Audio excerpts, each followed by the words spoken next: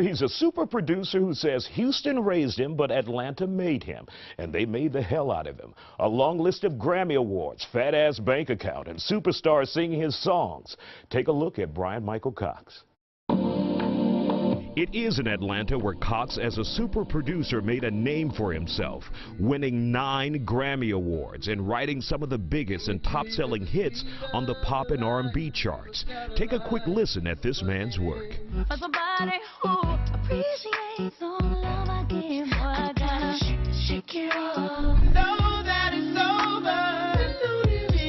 Let it burn. Let it burn. Too long for too long. And I can't be without you, baby. Joining me now is the hit music producer himself, Bryan-Michael Cox. Every time I see your resume, it's just mind-blowing. Man, you know, I'm just blessed, brother. Absolutely. Yes, sir. So now you're back in town, giving back to the community. You're going to have an event. Tell us a little bit about the event and how people can get involved. Well, the event is called Help Houston Heal. It's another Houston native who just won an Emmy the other night. His name is Robert Glasper. One of my best friends grew up with him. He called me the day after the storm hit and was like, yo, we have to do something, you know. And so he reached out to LaToya Luckett, who you guys know, one of the members of Destiny Child and phenomenal solo artist herself. And we put together this concept, Help Houston Heal. And, you know, we're going to do it at the Troubadour. It's going to be in Los Angeles because, you know, we're trying to put something together fast. And now I want to do a few things. So we're going to do L.A., we're going to do New York, we're going to come and do something in Houston. But we had to put something together really quickly. We have BJ the Chicago Kid, Estelle, Common, Lupe Fiasco. You know, we have a bunch of people coming through that's going to perform and, you know, help us raise money for the Direct Relief Fund, for Houston Relief Fund, and for, you know, Bread of Life, for St. John's Bread of Life. So.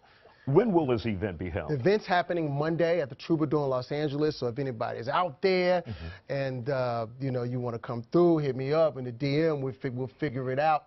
And it's one of many. We're going to do a few of them around the nation. When you saw the devastation here in Houston and so many people underwater and their properties destroyed, what were your thoughts seeing that on television and eventually coming here and touching it and seeing people that you may even be connected to? The first thing you think about your family, you know, my mother, my grandfather, all my aunts. You know, I'm very, very grounded here in the city and have been since you know I started my career.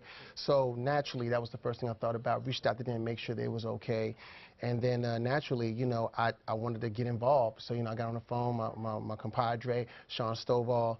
We got on the phone with a good friend of mine, Paul Fairley, and we were trying to figure out how we can make it happen. I have a cousin named Jerry who's on the city council. So you know, because it's a family thing. You know, it was easy for us to kind of get in and see how we can help, you know what I mean, and get with the mayor's office and figure out how we can help. So that was the very first thing I did. I was like, how can I help? I called Bun B. He was like the very first call I made, and he gave me some direction on what I should do, because I wasn't here on the ground floor, and I'm watching Trey and I'm watching all these people who are on the ground floor doing their thing, and I was like, you know, itching to get here. And Bun gave me some really good advice and gave me some good direction on what I should do and how I can help from afar. So as soon as I could get here, I got here, and you know, I've been here trying to make it happen. What have you been able to do since you arrived as far as getting out in the community? Obviously, you're doing the big thing in Los Angeles to bring dollars here. Absolutely. But what have you been able to do out in the community? Well, I've been talking to, you know, to different organizations, getting shoes here. You know, Jeremy Dollar, who's Pastor Creflo Dollar's son, he called me directly and was like, yo, I want to be able to send some shoes down there, send some stuff down there. So initially, I was able to get stuff down here. Bun gave me you know, the places where they would do the distribution centers at. So, you know, that was the first thing I could do. I was like, well, let me figure out what I can get down there. And people were calling me directly because they knew my affiliation with the city and how close I am with the city. So I had a lot of people call me, and I was just pointing them in the right direction.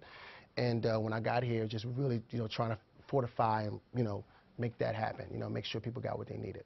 And do you think we're getting all the attention we need here in Houston, and everyone is doing their fair share to help out with the situation? I think so. I think that, especially after tonight, after the telethon, I think that, you know, the awareness is up. I mean, naturally, we had another hurricane hit Florida, you know, that, so it's like, I was born in Miami, raised here, so both hometowns, you know what I mean? Right. Got hit, so, you know, all kinds of things happening on the other side of the family, too. So, but I think that we're getting the attention that we need. It's just now going to be, you know, time for us people who are natives to really stand up, the people who have pull and have leverage for us to stand up and do what we need to do. You know? All right. Bryan-Michael Cox, thank you for coming on The Factor. Yes, We sir. appreciate it.